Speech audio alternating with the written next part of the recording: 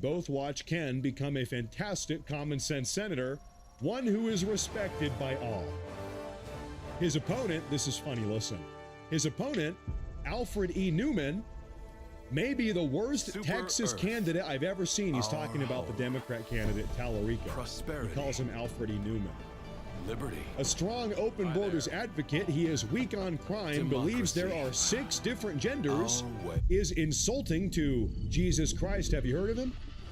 He will never support the military.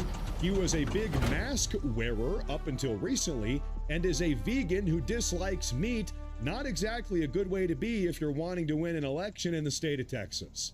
Yeah. Jasmine Crockett, another very low IQ individual who is in no relation to the legendary frontiersman Davy Crockett, would have been a far better choice for the Democrats. I will do some nice, big, beautiful rallies for Ken. Mission. Texas, this will be fun. God bless America. Okay, so for those of you that don't know, who is Alfred E. Newman? Well, take a look at this. Trump clarified here, a weak on crime open borders Democrat can never be allowed to represent the great people of Texas. His values are the exact opposite of the Texas state values. This is Alfred, and you can kind of see the resemblance here. This is the mad character you remember on the magazine covers. Uncanny resemblance, good one, President Trump. Now, more information here. Trump labeled Texas Senate candidate, Democrat Texas Senate candidate, James Tallarico, Alfred E. Newman, and pledged nice, big, beautiful rallies for Ken Paxton after the Attorney General toppled longtime Senator John Cornyn in Tuesday's GOP runoff. Trump called Tallarico the worst Texas candidate I have ever seen, adding that he is a strong open borders advocate who is weak on crime. I mean, all of this is true. It's a matter of fact. Tallarico is trying to become the first Democrat to win a Texas Senate seat in nearly 40 years. The Democrats, they're sticking up for their guy. Maybe a guy? I really don't know what this guy is. Who knows? Maybe he's one of these other 6 genders. Tallarico, the Democrats last night, they said, James Tallarico is the only candidate who will put you first. Really, is that the case? They're so desperate to make this guy seem normal and not like a far-left insane freak like he actually is. Speaking of which, the Democrats said, fired up, ready to go. It's time to take back Texas. You scroll down here a little bit. I couldn't help myself. I said, look at this dude. Like, just look at this guy. Texans, just take one good look at this guy. Is he the one you want representing the state? I don't know about that. In fact, I've got a little video I want to show you. Right now, everybody's calling him Low T Tallarico, low testosterone Tallarico. And if you don't know why, well, take a look at this. The Democrats have a weird candidate. God is non-binary. There are many more than 2 biological sexes. In fact, there are 6. It is now existential that we try to reduce our meat consumption. The American flag is such a complicated symbol for most of us. Prophetic voices like Jesus have helped me reckon with my own whiteness, my own masculinity. Our southern border should be like our front porch. There should be a giant welcome mat out front. No need to sit and cry over, your whiteness or your masculinity. They're going to call me a radical leftist. Something that you love, that's not family or friends. I love, and just say this because it's on my mind, the trans children. The Democrats have a weird candidate. Low T Tallarico, too weak for Texas. Lone Star Liberty Packers. Okay, ladies and gentlemen, I just have to ask you a question. For all the Texans in the audience here, God bless our Texans, we love them. Does Tallarico here weird? Just weird. Does he represent the good old-fashioned Texan values? Yeah, I don't think so. Yeah, I don't think so. Now, moving on, we have more to talk about here, folks. Tallarico, he's not going to do it. President Trump, we got the proof yet again yesterday. President Trump, his endorsement, Trump has complete and total control over the Republican Party. Undeniably so. I want to show you something here. Fact of the matter, Trump-backed candidates just keep on winning. After big wins in Texas last night, Every single Senate, House, and gubernatorial candidate endorsed by President Trump this year, all year, well, they've won. They've advanced to the general election so far, giving him a perfect record. Trump's endorsement in 2026 is as good as gold. They call him King Midas. Everything he touches turns to gold. I don't even know. U.S. Senate candidates endorsed 919. U.S. House 101 endorsed 101-1. Governor 8-8.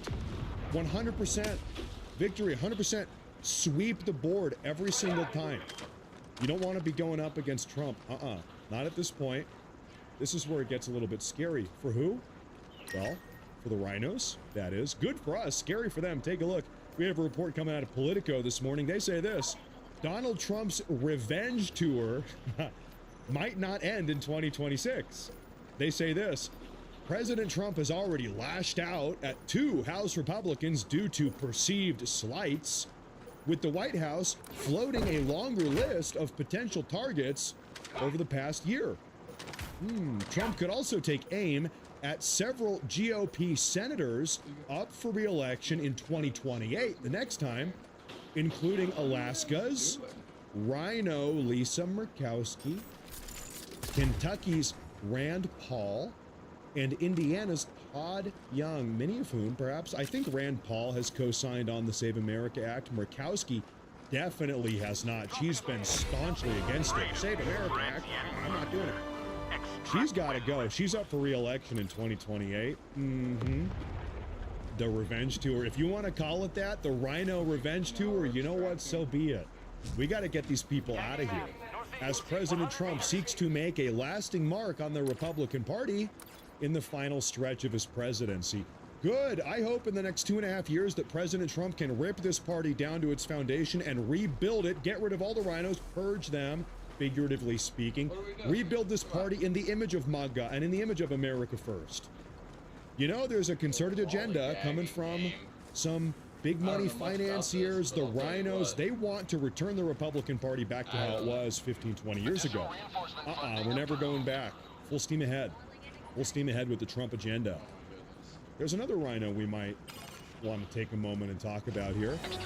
Senator John Cornyn from Texas lost his primary election last night and will be out of the Senate at the end of this year. Senator John Thune from South Dakota is up for re-election similarly in 2028. Now, it's worth noting here that Senator John Thune actually gave his personal endorsement to his fellow rhino, John Cornyn, who just lost last night. So John Thune's endorsement doesn't really seem to be worth a whole lot, given everybody that he endorses loses. The opposite of President Trump, who has the golden touch. He'd rather have the golden touch than the rhino touch. So right now, we're floating the idea. We talked about Murkowski, some of these other rhinos getting kicked out in 2028. A lot of them already gotten kicked out in 2026 already. 2028, the rhino purge continues. Right now, we're talking about a brilliant all-out rhino extinction event, figuratively speaking, of course. I don't want anybody to misconstrue anything. But we got to get these rhinos out of the Capitol building, out of the House chamber, out of the Senate chamber. Got to get them out. You know, right now, I don't know. At this point, we might have gotten rid of 85 and 90% of them. We've done good work so far. We're going to keep on going. The job is not done yet.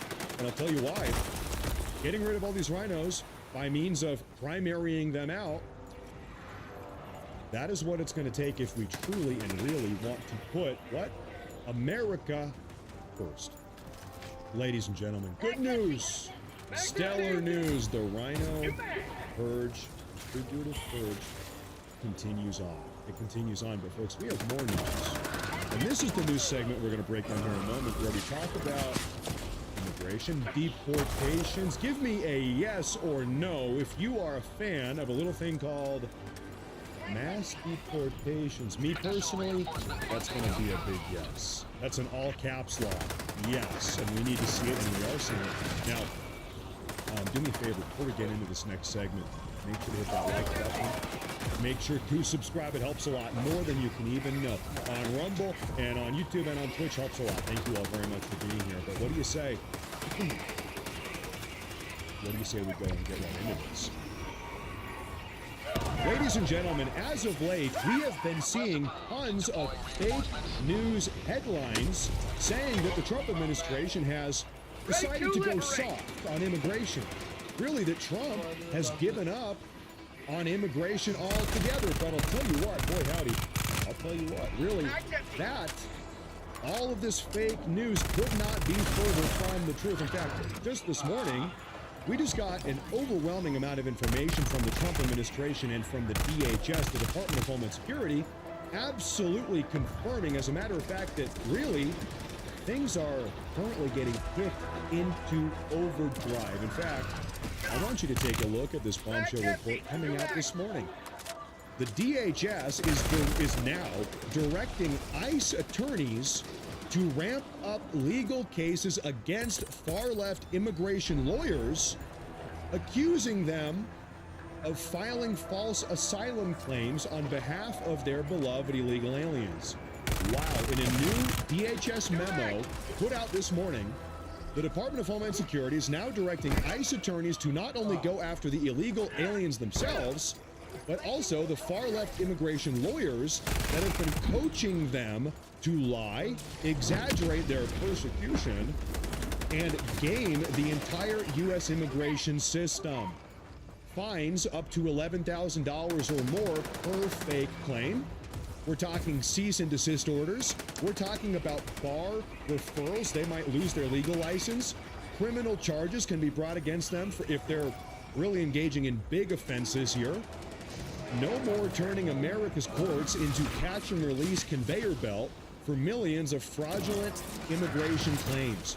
End the invasion, restore the rule of law, America first. This is a new memo put out by the DHS instructing ICE attorneys to start going after the far-left immigration lawyers as well on top of the illegal aliens.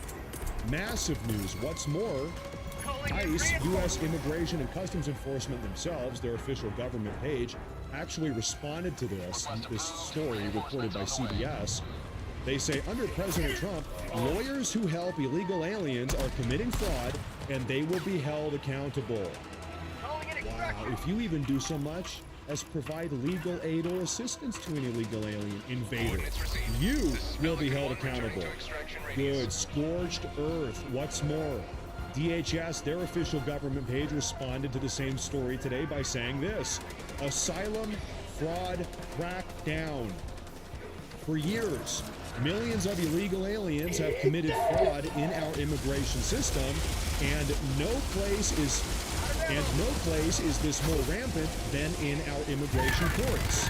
Now, thanks to this directive, ICE attorneys have greater authority to enforce the law and stop the abuse of our asylum system by illegal aliens and their attorneys. Shut it down. Now, ladies and gentlemen, I've got something else to show you here that I think you're going to like. On top of all of that, this morning, the left-wing media outlet Wired, they have a magazine and a website, you might have heard about it. Wired, well, they actually published what they're calling an expose earlier this morning, in which they attempted to expose the Trump administration. But really, I'll tell you what, all this expose did was actually make the Trump administration look even better. It totally backfired. You see, Wired reported just this morning in their expose on the Trump administration's brand new Office of Remigration. Have you heard about that? Not many people have. Well, today we're going to talk about that. This is what Wired reported this morning. The Office of Remigration was created a year ago and seemingly named for a far-right European plan to expel minorities and immigrants from Western nations. It now works, the source says, with little to no oversight. So Wired is trying to make it sound like having border security and deporting people is racist. It's some far-right European Nazi plan or something. I don't even know. There's no oversight. Nobody knows what they're doing. Okay. I looked into this. Did a bunch of research. And we're going to go and break all of this down. Yes, it is a matter of fact, we do have an Office of Remigration. And it has been sort of operating behind the scenes. I think many people didn't even know about this Office of Remigration. I'm happy we have it. Let's break it down. the Trump administration's secret weapon. Established in May of 2025, about a year ago, the new Office of Remigration inside of the State Department's Bureau of Population, Migration, and Refugees is a brand new tool with which the Trump administration is now further enforcing America's national sovereignty. The office processes payments to partner nations to facilitate the rapid removal of illegal aliens, primarily third country deportations in the event that an illegal alien's home country refuses to accept them back. So let's say I'm an illegal alien from Nicaragua and I get caught by ICE, and ICE wants to deport me back to my home country of Nicaragua. Well, let's say the Nicaraguan government doesn't want to accept me. They say, no, that guy's a career criminal, he's violent, he's insane, we don't want him back. We're not going to let you, ICE, deport this Nicaraguan back to Nicaragua. Well, what do? We've got a problem. Well, this is where we can deport them now to third countries, like the Congo, for instance. I don't know, just get rid of him. And then we pay the Congo a little bit of money to take this guy off our hands. Problem solved. And so this is what this Office of Remigration has been doing, but also, furthermore, the Office of Remigration is also leveraging trade tariffs, visa controls, and adjustments in foreign aid to pressure countries to accept their own citizens and criminals back. So to bring back up this Nicaraguan example, you know, the Office of Remigration might approach the Nicaraguan government and say, hey, listen, if you don't take this guy back, you just said you don't want him. Well, if you don't take him back, then we're going to pull foreign aid, we're going to leverage trade tariffs, we're going to impose stricter visa controls on Nicaraguan immigrants or tourists or whatever, and they say, okay, we're going to take him back. As the State Department explained in a statement, quote, President Trump promised to reverse the Biden-era invasion of illegal aliens. Remigration puts these words into action. The Office of Remigration directly addresses reinstating border security and ending mass migration. Folks, this is what we want to see. This is good. And of course, the left wing, Wired, they're exposing this. They think this is terrible. Of course they do, because the left, the political left here in the United States, well, they love their beloved illegal aliens. But then, folks, on top of that, DHS Secretary Mark Wayne Mullen, oh no, I'm sorry, first, Marco Rubio this morning actually chimed in on all of this. Take a listen here. One, you touched upon the border and security. Part of securing our border is dealing with the people that are in this country unlawfully, many of whom do not want to go back to the country that they originally came from for a variety of reasons. Either we can't send them there, or some judge ties us up. And one of the key things we have achieved is now 20 countries have signed third country national agreements, meaning these are safe countries where individuals who refuse to go back to their country of origin can be sent to that country instead. We've gotten 20 countries now around the world who have signed agreements that allow us to deport people to those places. What often happens when you go to the person who's here unlawfully and say, we're going to send you to this third country, is all of a sudden they decide they'd rather go back to their home country instead. So it gives the ability to enforce all laws, and we work very closely with the Department of Homeland Security on that front. So, you know, to bring back up this hypothetical here, we've got the Nicaraguan illegal alien say, listen, buddy, you're going to go back to your home country here, or you're going to Somalia. It's up to you. You choose. Oftentimes, they're going to say, okay, yeah, I'm just going to go back to my home country. Right? Easy choice, perhaps.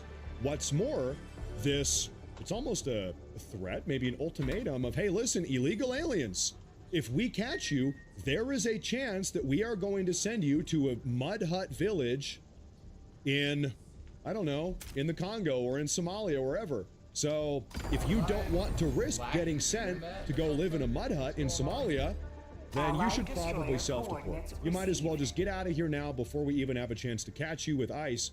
And this is one of the reasons why we have been seeing self-deportations also skyrocket, because there's this kind of threat looming over their head. There's a chance you get deported to Somalia, Mr. Guatemalan, so you might as well just go back to Guatemala. Good, as far as I'm concerned, good. But then, as I said a moment ago, this is really one of the craziest stories this morning. I think you're going to like this. DHS Secretary Mark Wayne Mullen has just this morning decided to go absolutely scorched earth. In this case, really against the Democrats, not only illegal aliens, but the Democrats at large. Take a look at this. U.S. Homeland Security Secretary Markwayne Mullin this morning said the Trump administration is currently drawing up plans to stop processing international travelers and cargo at major U.S. airports in sanctuary cities that have declined to cooperate with an immigration crackdown. Talking to my fishing buddy / So sanctuary cities. Father. If you refuse to cooperate with federal immigration law, then you know what? We are going to remove our CBP officers from the airport. Have you guys ever flown internationally? Maybe you go on a vacation to Europe, you come back in the US, you've got to go through customs. Customs is staffed by CBP, Customs and Border Patrol. You've got agents at every single airport operating the customs stand, the checkpoint. Well, guess what? Sanctuary cities, sanctuary states.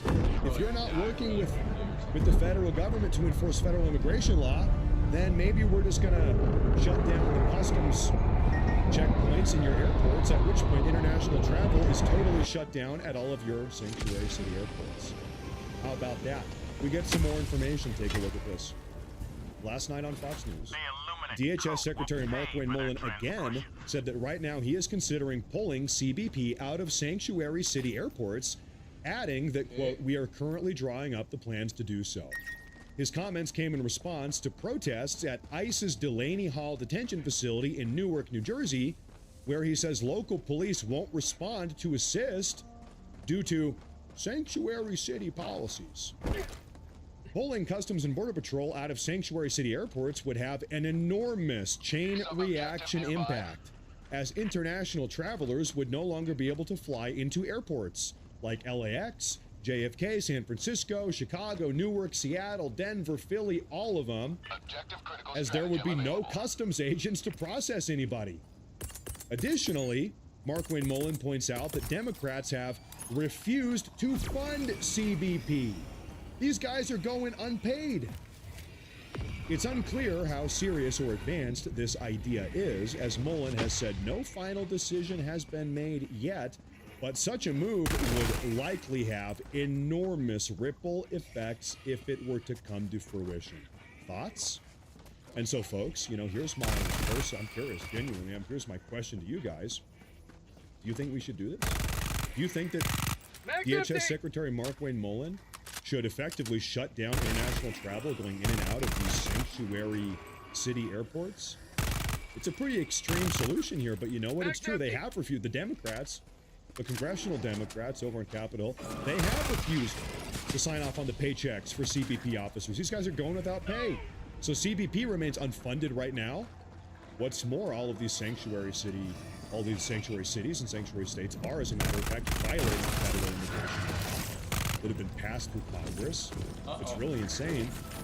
So here's my honest opinion. You know what? If the Democrats want to play hardball here by refusing to fund CBP and the DHS at large, and if they want to play hardball by refusing to enforce federal immigration law that we, the people, passed and that we, the people, voted for, then you know what? Fine. Okay. Let's play hardball. Let's go ahead and do this. Let's go ahead and pull all of our currently unpaid CBP officers out of the blue state airports and bring their states to a crashing halt. Why? That might be what it takes to actually put America first. Ladies and gentlemen, I'll tell you. Okay, everybody here says hardball. Give me a 1 in the chat if you want to play hardball with the Democrats with these blue states right now. 1, ding, ding, ding, 1. Yeah, you know, you can tell the Trump administration, they've tried to play nice with these people. In fact, they've probably tried to play too nice. I'm mad at the Trump administration. I'm saying, you guys are playing too nice. You should have done this 4 months ago, right? That's where I'm at. So maybe we're gonna do it now. Okay, but now we've got the Office of Remigration getting involved. Last reload. The deportations are picking up speed. We've broken that down a million times on this show. Everybody says, where's the mass deportations? In order to actually bring about mass deportations, you need to build out the entire framework. You can't just snap your fingers and do it, right? It's the Office of Remigration. It's building out third country deportation partner agreements with countries in Africa or wherever else, right? It's engaging in lawfare against all the far-left activist judges and the blue states and the sanctuary states and the sanctuary cities. It's like a hydra, right? You got to keep on cutting off heads. There's so many battles. It's building out these partnership agreements with local police agencies across the country, which has been happening. It's all of this. And you know what? Slowly, battle by battle, victory by victory here, as it pertains to all these immigration topics, we are winning. Very slowly, battle by battle, day by day, we're racking up W's, victories, and the deportations are starting to pick up speed. They are, it's a matter of fact. It's very easy to say, well, just deport them. It's a different reality on the ground. You have to build out the framework to actually make it happen, and that is what is going on every single day. Credit to the Trump administration. As a matter of fact, that's what they're doing. Folks, at this point, what I would like to do is go and talk about some stuff going on over in Europe. This is a very fascinating story, and I think all of you are going to like this because it actually really pertains to what's going on over here in the U.S. So make sure to hit that like button. Excuse me. Make sure to subscribe. Helps a lot. YouTube, Rumble, Twitch, everywhere you are. Thank you very much. Let's get into this here. Europe. Ladies and gentlemen, absolutely shocking news coming out of Europe today over across the Atlantic. You see, one of the European Union's top communist leaders, Spanish Prime Minister Pedro Sanchez, well, he's just had his political headquarters raided, seriously, as a part of a massive corruption and foreign money investigation. Very curious.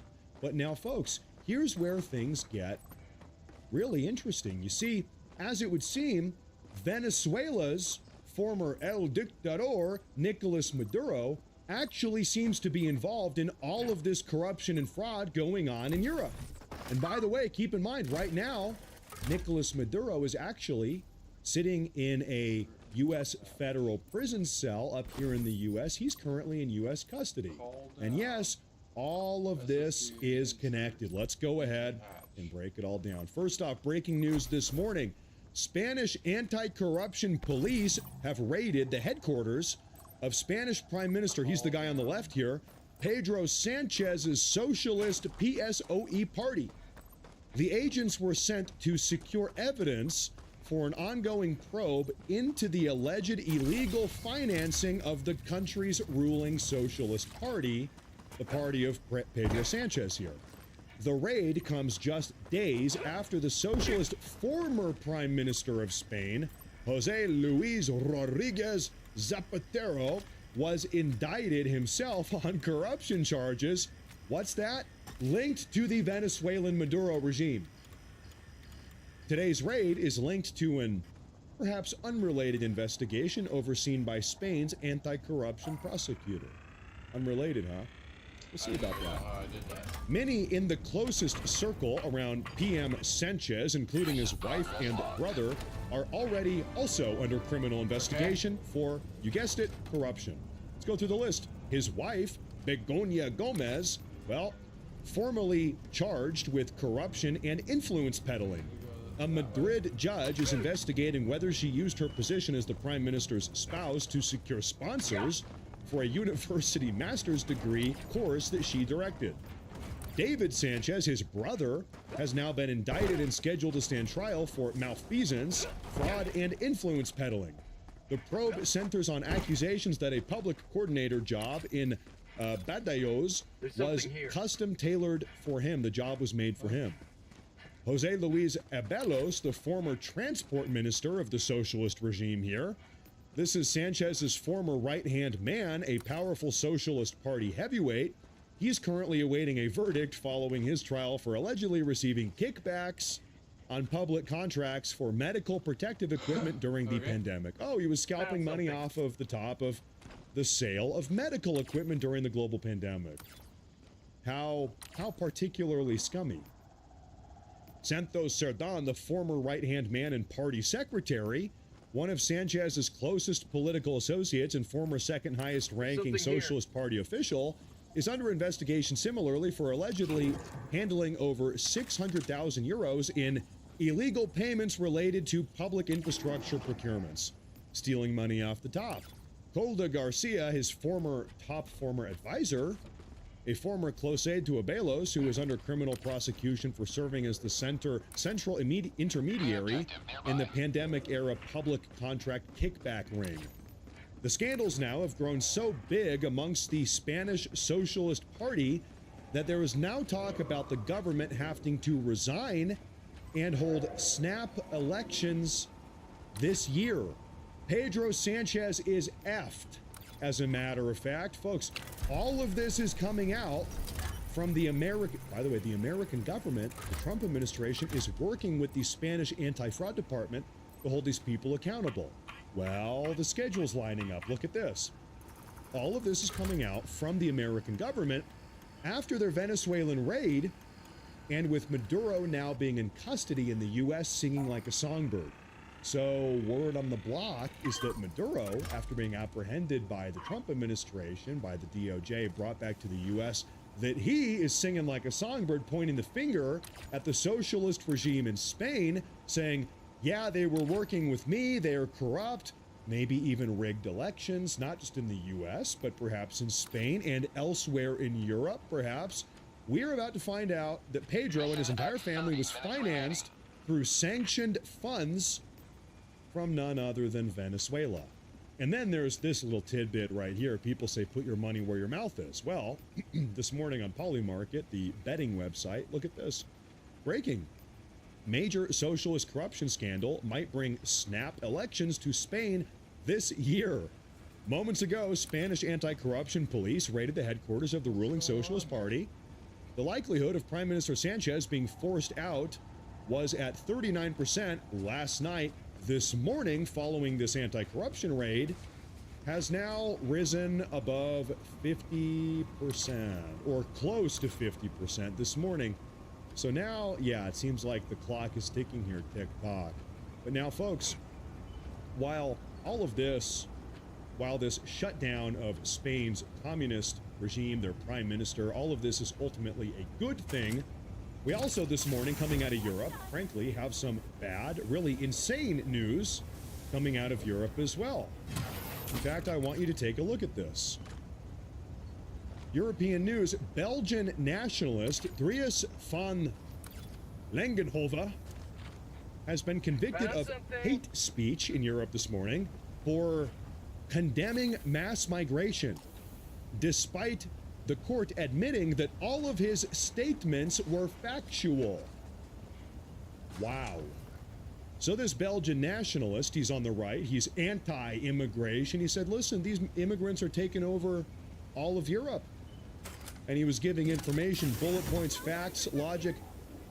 They found him guilty of hate speech this morning, even though everything he said was absolutely true. And you can only imagine what he said. Crime rates are increasing, stabbings and crime, all of this, right? They said, well, yeah, that might be true, but what you said is hurtful, and so we're going to convict you now. Well, we actually have a statement directly from Herr Langenhove. He actually issued his own statement about all of this morning, and honestly, all of this is so insane that it's actually probably going to blow your mind and also all of this is really going to make you further appreciate a little thing we have over here in the United States. What is it called? The First Amendment. Let's take a look at Langenhove's statement that he released. He said, a very sad announcement. I have just been convicted a second time for hate speech, and it is only due to a technicality that I could not immediately be sent to jail, much to the judge's frustration. In a very ironic turn of events, it's actually thanks to my previous prison sentence for hate speech, for memes in a private group chat, no less, that I am now still free, in a physical sense at least. Call me naive, but I didn't think they would take it this far, given that this precedent criminalizes many of the arguments used by even the most moderate politicians who are critical of mass migration in Europe. In February of 2024, I gave a lecture at a Catholic university, Leuven, where I linked mass migration to crime and a deterioration of our quality of life, which is true, objectively true. Every single point I made was 100% the truth and based on scientific evidence. Let me ask you in the audience, in the comment section, Does it seem like mass migration facilitates crime and a deterioration of our Western quality of life? Yeah. Like, duh. Let's keep on reading here. Cynically, even the judge that convicted me admits as much by writing in his verdict. The judge's verdict says this over in Europe. Even if all of the statements made by van Langenhove are based on scientific evidence and statistics, it makes no difference to the criminal intent. Van Langenhove is not charged with spreading false information. He is charged with presenting facts in a way that incites hatred against persons on the grounds of one or more of the protected criteria of the anti-racism law. Folks, this is absolutely insane. You know, you might imagine a scenario where somebody says, listen, it is a fact of the matter. We have the data, the facts, the proof, the evidence to confirm as a matter of fact that immigrants from Africa commit higher crime in Europe than native white Europeans. It's a matter of fact. It's inarguable. And the judge says, well, that might be literally true. It might be technically true. It is the truth. It is. But because you said that, it's hurtful and it's racist, so you're going to jail now. Wow. So this is what's going on over there in Europe. He goes on to say, van Langenhove. He says, that's just a lot of words to say. He wants to send me to prison for speaking the truth. Even the left-wing regime media wrote this. Quote, it did not matter to the court that van Langenhove was quoting scientific sources. The judge argued that van Langenhove's main message was that a big part of the societal problems like insecurity, housing shortages, and lowering educational standards are due to mass migration. They are. Like, duh. Do we need to keep on tap dancing around this topic? Of course that's what's happening. Duh.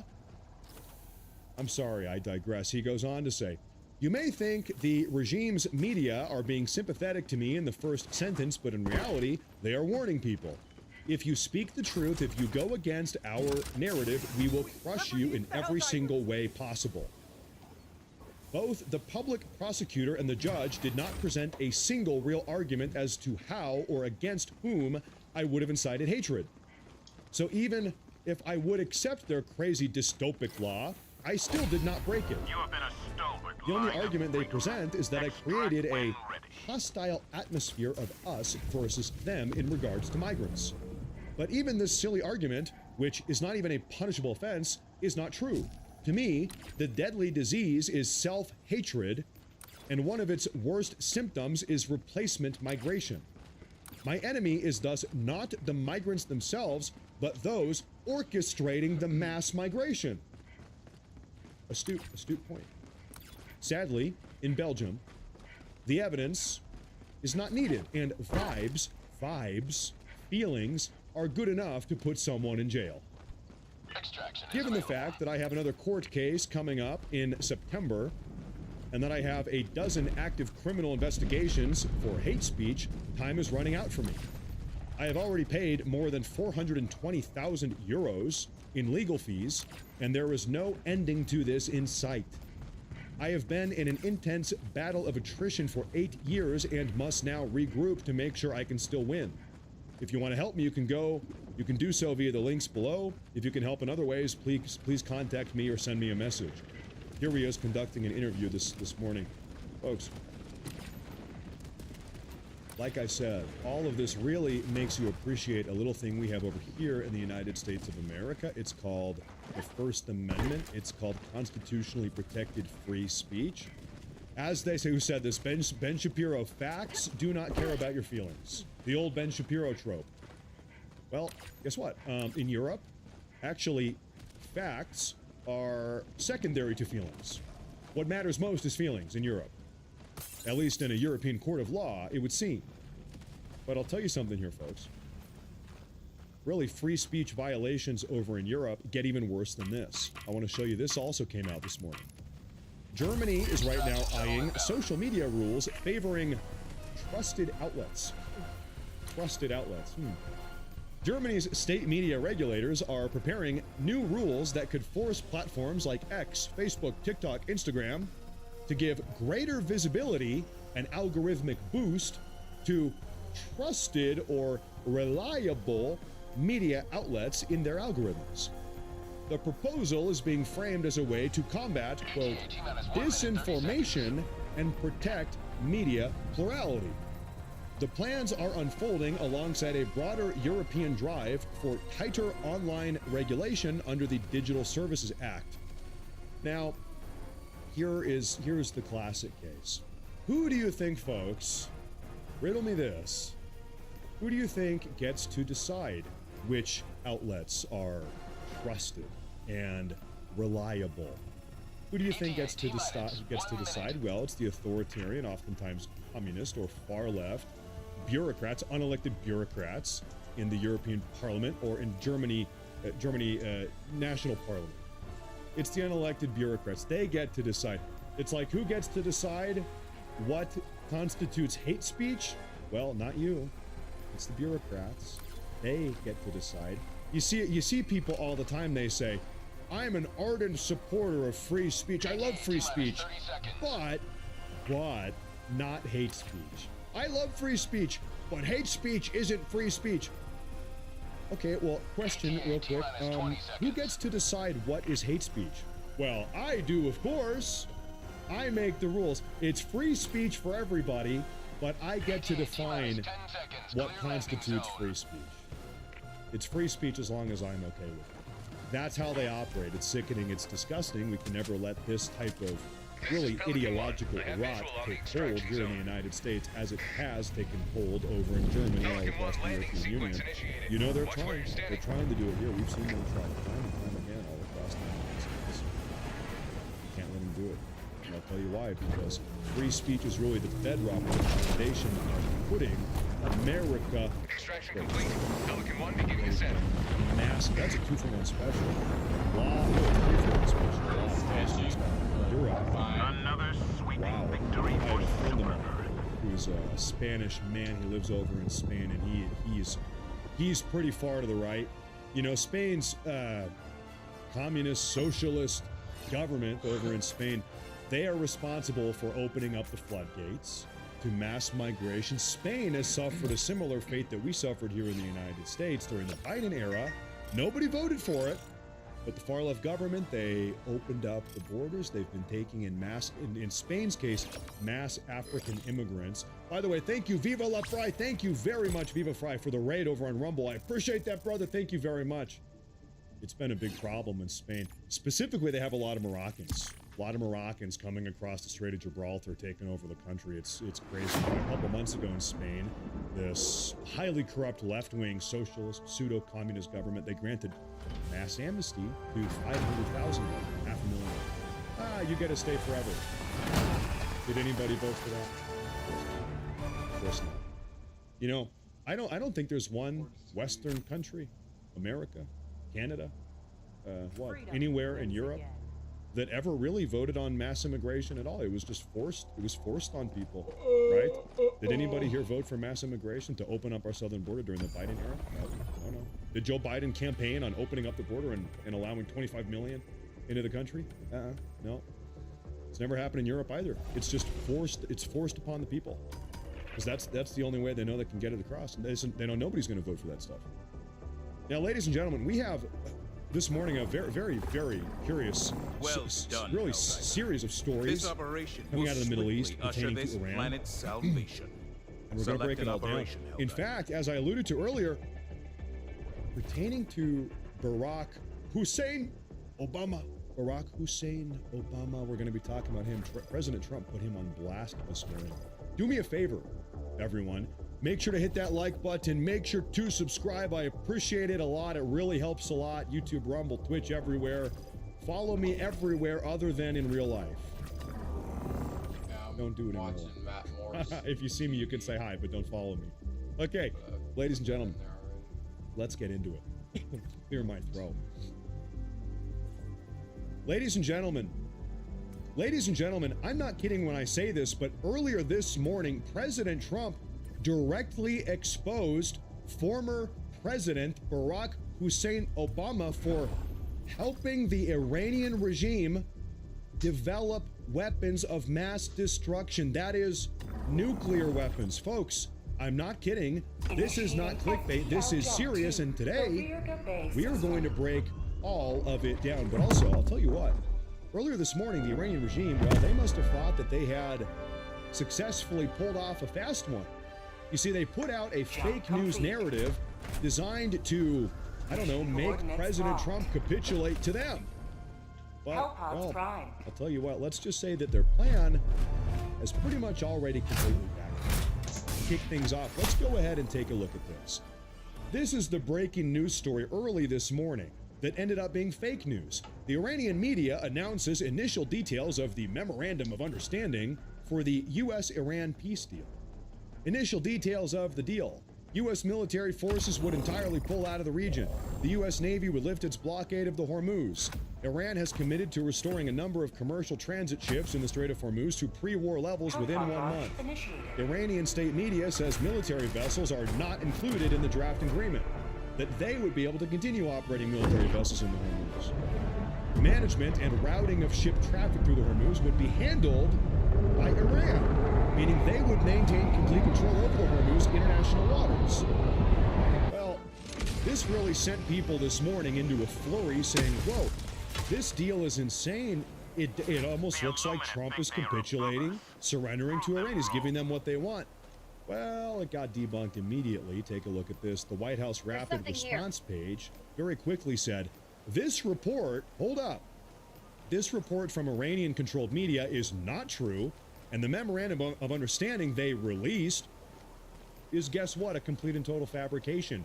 Nobody should believe anything that the Iranian state media is putting out. Facts matter. Immediately correcting this record, the Iranian regime, they tried to put out their propaganda, maybe to try to make President Trump look bad.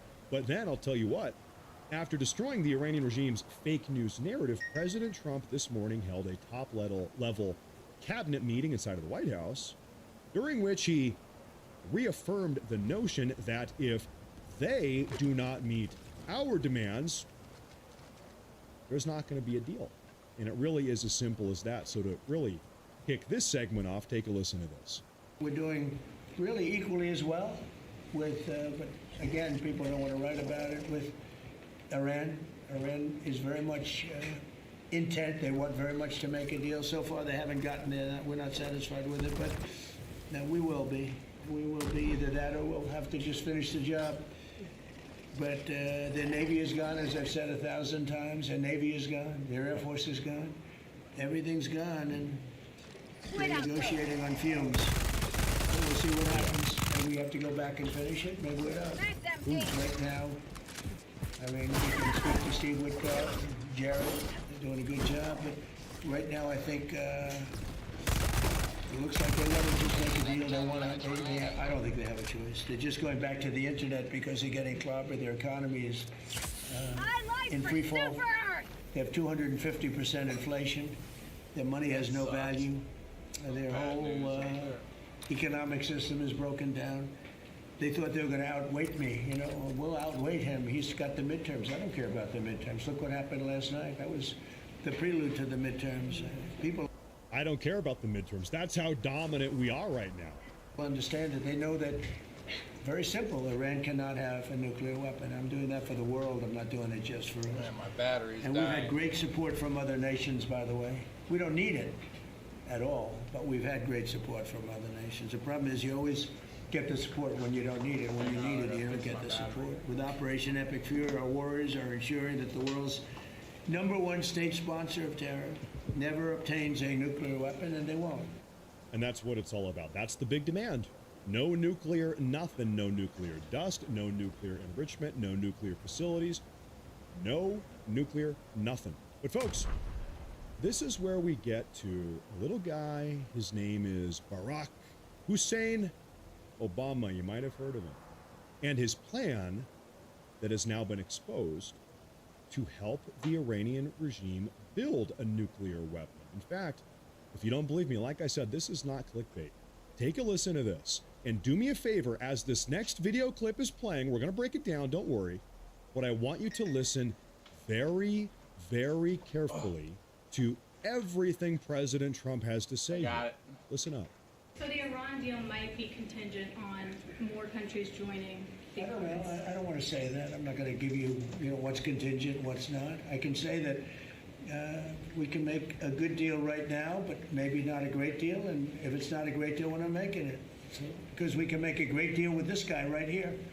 And but it's it's a lot nastier. Probably wouldn't go as quickly. We wouldn't be talking about it as quickly, but it would be foolproof. But I think we're doing very well, Steve. I think we're doing pretty well in terms of the negotiation. But we'll see. If it's not going to be a real deal, because Obama had that horrible JCPOA, whatever it was the worst deal. It was a path for Iran to have a nuclear weapon very quickly. Years ago, they would have had a nuclear weapon. We might not be here talking about it right now. They would have had a nuclear weapon. And frankly, Obama picked the wrong country. Oh. He should have picked another country. I won't tell you what it was. But he picked the wrong country when he picked Iran. But we have things understood now with Iran. It's been nasty. They've lost their leaders. They've lost. And it really is regime change. We didn't set out for regime change. But by the fact that we're dealing with a totally different group of people than we were at the beginning. And frankly, I find them to be much more reasonable. I actually find them to be smarter, but I find them to be much more reasonable. This is regime change. One regime is gone, another regime is gone, we're dealing with the third. Pieces of it, because some of them are gone too. Okay, beyond the regime change stuff, folks, did you hear what he said about Obama? He chose Iran. Man, he chose the wrong one. I'm out. Let's break this down. Very curious. Did you catch that? When talking about Obama's horrible Iran deal, the JCPOA, Trump said, and I quote, Obama picked the wrong country. He should have picked another country. I won't tell you what it was. And before that, he said that the JCPOA was a direct path for the Iranian regime to build a nuclear weapon. What did he mean by that? Folks, Trump is just out here this morning blatantly telling us that Obama offshored WMDs and perhaps was looking at multiple other options as well, even going so far as to help the Iranian regime build nuclear weapons themselves.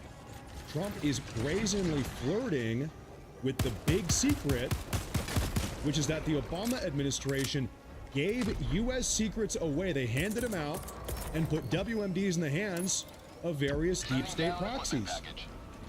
Iran, in this case, that's what all of this is about. It's about cleaning up the deep state's global network of rogue WMDs and illegitimate regimes. Now, this harkens back to a point we've made numerous times here, folks. Why? Why is President Trump so hell-bent? Why is he so intent on getting a hold of the nuclear dust? We could just blow it to living hell and nobody would be able to get it out of the rubble. We could do that. We're not doing that. Iran, China, Russia, they've all said, well, hand it over to us. We will dilute it. We'll destroy it on the ground. Russia said, hey, listen, Iran, give us the nuclear dust. We'll destroy it. We'll take it off your hands if it's going to make the U.S. happy. Trump doesn't want, he said, no, we want it. China said, hey, hand it over to us.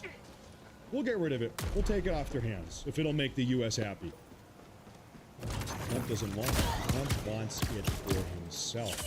Hand it over, and if you don't, we're going in and we're taking it ourselves. That's a pretty big demand. Why? Well, folks, it's because once we acquire the Iranian regime's nuclear dust, the uranium, the highly enriched uranium, we can actually trace exactly geographically where that uranium originally came from. Seriously. There's a very, very advanced scientific process, isotope tracking, where you can determine exactly, precisely where that uranium came from. Did it come from inside of Iran? Did that uranium come from China? Did China give them the uranium? Did Russia give them? We'll be able to tell. Or does that uranium originate from the United States of America? From a uranium mine in the USA? And so this is the notion. This is the idea. Did the Obama administration give the Iranian regime weapons-grade uranium with which to make nuclear weapons? Well, it seems like Trump sure thinks so. But now also, folks, speaking of nuclear weapons, Marco Rubio chimed in on all of this. Take a listen here. First of all, the bottom line is we're going to have a nuclear. And if recent events have done anything, is just remind us once again that they are the world's leading sponsor of terrorism. And they can never have a nuclear weapon. Now, the president's preference, Mr. President, your preference has told us repeatedly, is always to negotiate these things and to figure out if we can have agreements. Diplomacy is always the first option. And we continue to work on that through envoys of Mr. Woodcock and Kushner and others, the Vice President who's been very involved. And there's an agreement to be made. We want that to be made. I think there's been some progress and some interest. And we'll see over the next few hours and days whether progress could be made. I just want to remind everybody, Mr. President, you know this well, you have other options available to you if that doesn't work. But the bottom line is that we prefer the negotiated diplomatic route, and we're going to give it every chance to succeed. I know you're giving it every chance to succeed, Mr. President. But here's the bottom line, because I keep getting asked, what is this all about? It's very simple. Iran and these people in charge of Iran can never have a nuclear weapon, and they will never have a nuclear weapon, and they most certainly will not have one as long as you're President of the United States. On that point, it's very clear. Very clear. It all comes down to that. And really, actually, all of these negotiations, if you can call them that, really demands, a firm set of demands being made of the Iranian regime, come down to this very simple fact. Either they capitulate to the United States and President Trump's demands, or alternatively, as Marco Rubio just kind of alluded to, well, they just get blown up. Take a listen. Well, I think we're doing very well. I think they're starting to give us the things that they have to give us, and if they do, that's great. And if they won't, then the man on my left is going to finish them off. Is there a time frame in your mind? What? Is there a time frame in your mind for? I mean, it happens quickly. The problem is every time I mention a time frame, for instance, I see, you know, we've been doing this for a few months. Vietnam lasted 19 years. Korea lasted 8 years. Afghanistan lasted many years. They were all many, many years, and we're into it for a few months. And I read about you people like you. What's taking so long? But we're in it. You know, we lost between two wars, two big wars, Venezuela and Iran. We lost 13 souls, 13 great people. Met the parents, great people. And it's a terrible thing, but 13. If you look at the war casualties and the deaths in wars from Vietnam and all that, they lost hundreds of thousands of people in numerous of these wars. We're very cognizant of that. We want to lose very few. We want very few to be injured. We're very careful. But war is war. War is dangerous. But we've lost 13. I saw the Democrats took an ad putting in the 13 people that were lost. And when you look at hundreds of thousands of people that were lost in the Middle East, Iraq, all the different wars we were in, we have done an amazing job. With that being said, I hate to lose 13. I hate to lose one, but we've been very capable. I mean, when you think of it, we took over Venezuela in one day. We have done a similar job, but we said, well, give them a little chance at the request of somebody that we greatly respect from Pakistan, the Field Marshal and the Prime Minister. I don't think so, but we may have to. And of course, what is he talking about? Oh, reconnection. Well, it has something to do with this guy right above me right here. His name is Secretary of War Pete Hegseth, and you know, just look at him, he's itching to go again. Okay, we're going to let the diplomacy play its course. It's worth a shot. Give peace a chance. All right, thank you for that. I'm just gonna shut it down. I'm just gonna get out of here. Mission stats cannot be displayed due to a network issue.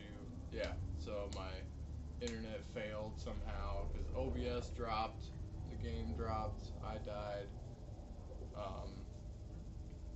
Yeah, no, I think we're good though, right? We're good. I'm gonna go fly fishing real quick for a little bit,